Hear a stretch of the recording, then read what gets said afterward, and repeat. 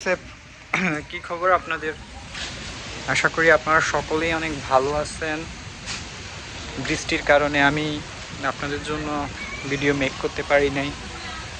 এই দেখেন চারপাশে বৃষ্টি, অনেক বৃষ্টি হইতেছে।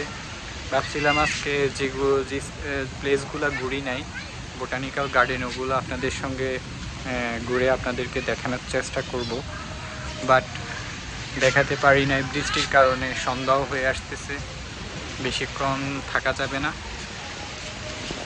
যতটুকু পেরেছি আমি ক্যাপচার করেছি। তো সামনে আমরা দেখতে পাচ্ছি যে গাইড ম্যাপ জাতীয় উদ্ভিদ উদ্যান। আসলে এটা আপনাদের একটু ভালো করে দেখে নেওয়া উচিত, কারণ যারা আপনারা প্রথম আসবেন তাদের জন্য বিশেষ করে বেশি গুরুত্বপূর্ণ জিনিসটা। আপনি ভালো করে একবার দেখে নিতে পারেন যথেষ্ট, বা ছবি তুলে নিতে পারেন। আপুদের মেবি ছবি তোলা অফ করা যাচ্ছে না, ওরা এখনো মেবি ফটোশুট করতেছে ওখানে। দেখেন ভালোই বৃষ্টি হইতেছে, ভালো মাপের বৃষ্টি হইতেছে। একবারে দেখা যাচ্ছে কিনা নিচে দেখবেন। এই বৃষ্টি দিয়েও তাদের প্রেম ভালোবাসা চলিতেছে, সব সময় মেবি চলিবে। দেখেন ছাতা দিয়া তারা প্রেম ভালোবাসা করতেছে, এখনো চলতেছে তাদের প্রেম ভালোবাসা যতটুকু দেখানো সম্ভব।